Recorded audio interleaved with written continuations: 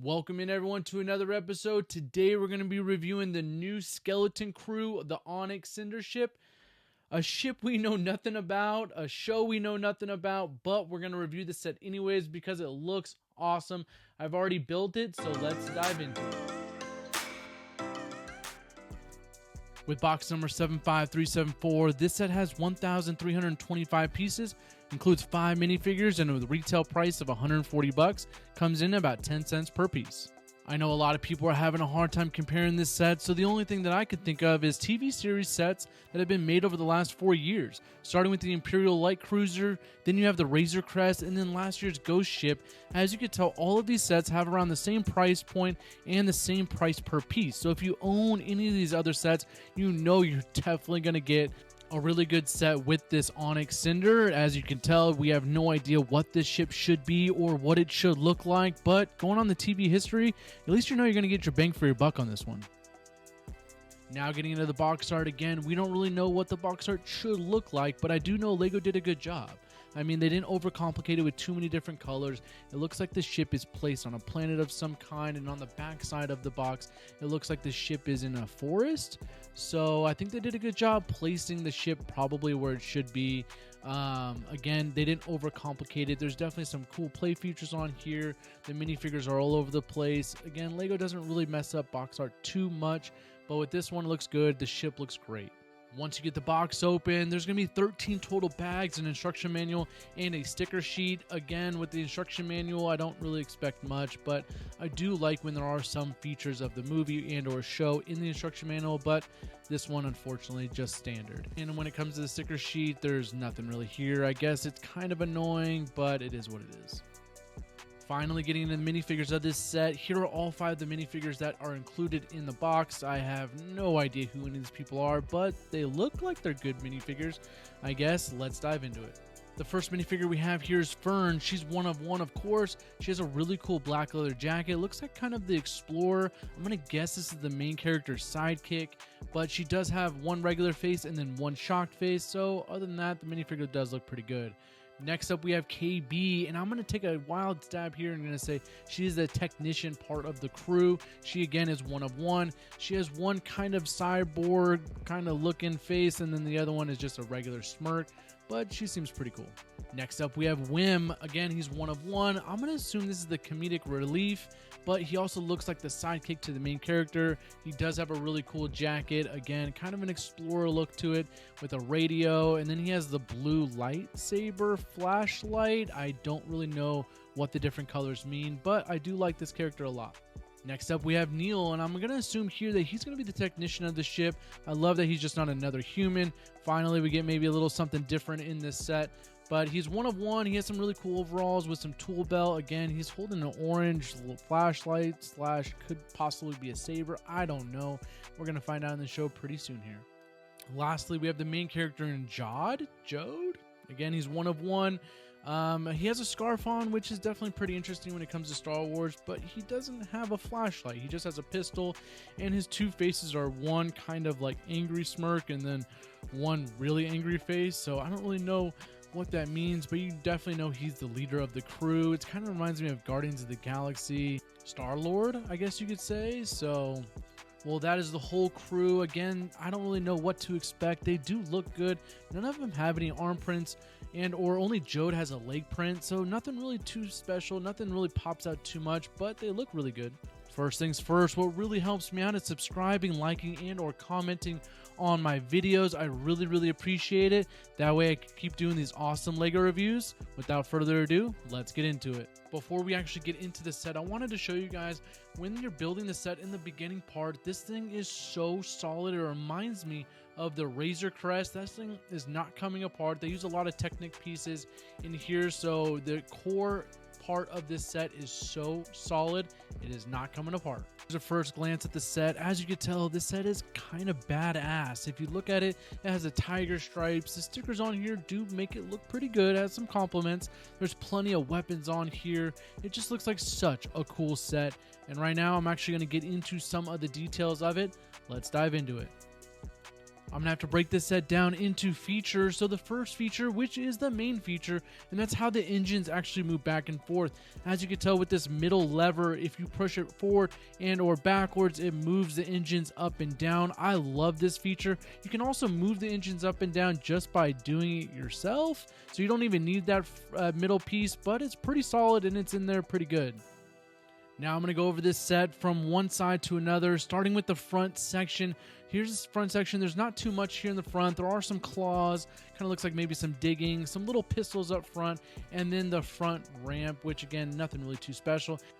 And then on the back side, there is kind of like an engine compartment, which I don't think that piece is really supposed to come out. And then the bottom ramp, it actually is pretty solid here. It is in there pretty well. And then what actually really surprised me is the Malaroon fruit in here. It's the same fruit that you find in the Ghost Ship and the Rebel show. So that is so interesting that they would put it in this, the Skeleton Crew show also. And then in this other compartment, you just find two little cookies. Again, no idea. Maybe it's just food. Maybe it's just like a source. I don't really know if it's in the same timeline as the Ghost show, but maybe it is, maybe it's not. And then as you can tell with this back ramp, you can fit a minifigure here, but it's just kind of barely in there. But either way, it looks really good. The backside has so much detail. Love it. And then when you put some minifigures around it, it just fills it in just that much more. And then off to one of the sides, you can see it's a little compartment. It does fit a minifigure in here absolutely perfect. There are some guns and a little torrent underneath this one, so I think that's what it's for, to control that. There are some other places for minifigures to go. This was just a cool little feature on the side.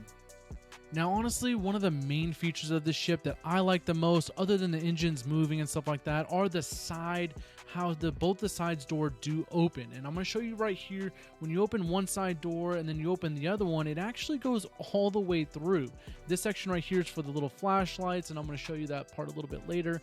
But look what happens when I open both of these sides door. It opens all the way through. It's kind of like a living ship where I think all of the minifigures actually live. There's a little dining room table in there with some, maybe a coffee pot and a pot for food and stuff like that. So I think this is more than just a regular ship where people travel. And you can see this is from the back side. It goes all the way to the front. There's 4 doors on this ship that open up widely. So I think that they kind of parked this ship. And as you can tell with the minifigure on there, it looks really, really good. And it looks filled in, and they fit in there absolutely perfectly. Now, here's something that really stood out to me about this ship, more than others, I would say, is all of the detail on top of this ship. There's different dimensions and Lego levels, and the stickers look really good. All of the weapons, again, with the tiger stripes. It was just a ship that definitely pointed out to me about all of the details compared to some of the other ships that were kind of a little bit more boring. So again, we know nothing about this ship, but what we do know is that whoever designed it really put a lot of love and care into it. So I definitely said it's one of my favorite features, and it's definitely a ship that I'm going to display. Now, there are 2 little gunner points here on the top of the ship, and they're clear, so I think minifigures you're supposed to just pretend that the minifigures are in the ship and they're going to go up there and then fire. But I don't know, I put 2 little droids up there just to show something maybe a little bit different. I don't know, a lot of droids do go on top of ships, so I thought that was kind of fun to do. Now, I thought it would be fun to do a quick little comparison, again, because a lot of people may not buy this ship until the show comes out. So let's compare it to some of the other ships that I was saying earlier on some of the shows, like the Ghost Ship and the Razor Crest. So from these videos, it looks a little bit smaller, but it's actually really not. It has a lot of the same piece count. The Ghost Ship is obviously just elevated a little bit higher, and with this Onyx Cinder, it's just a little bit kind of more compact as far as lower to the ground. And then with the Razor Crest, of course, it has the big engines on the side, so it makes it look a lot bigger. But if you think about it, this ship has the same piece count that these other 2 ships have, so you just know how much goes into this ship and how much layering is in this Onyx Cinder. So I think it's a really fun comparison, and it goes to show how beefy this ship is. Finally, getting into the grading aspects, I'm going to rate this on play, display, minifigures, and of course, last but not least, price per piece. First things first, on play features, because this is a 10 and up set, there's a lot of play features on here. I'm gonna have to rate this a 10 out of 10. There is just way too many things to do with this ship, with the 4 doors, the turret, the plenty of gun features, or blaster features I should say, the 5 minifigures, all in all, this ship does tons of things, and it's super durable with the tech neck pieces on the inside. So how can the ship not get a 10 out of 10? And again, there's just so many features on here, and it looks really good, and you can actually pick this set up and move it around pretty easily. All right, when it comes to display, I can understand I'm being a little picky here, but I'm gonna rate this a 9 out of 10. The only reason being, it's just a little bit of a flat ship, which is more than fine. But when it actually comes to display, I'm gonna have to just tilt it just a little bit. That way I can see all of the features on top of the ship when it is on a shelf.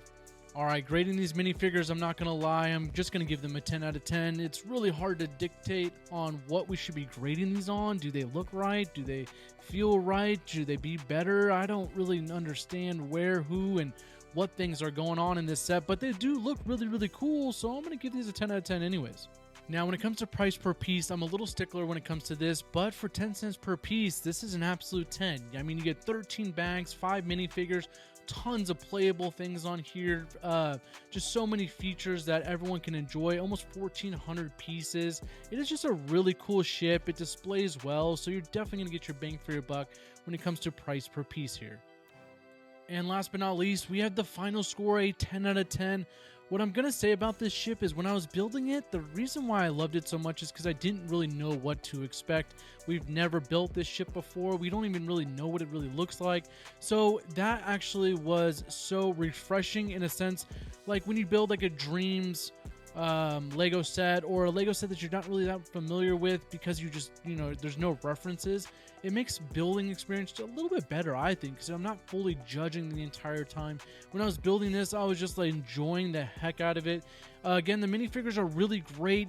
It wasn't a bad price to pay for 1,400 pieces. It looks really cool with the pinstripes on it. So again, it has a lot of features, a lot of detail. It's very condensed. It's a heavy ship. It has a really cool feature with the engine. So again, perfect 10 out of 10 set for me. It's a day one purchase. You do not have to wait for this one to go on sale, or even for the show to come out in December. Go ahead and get this set right now. And again, if you love my videos and you like my reviews and you want to see more of my reviews, make sure to hit that like button, subscribe, leave a comment, and I'll see everyone on the next one.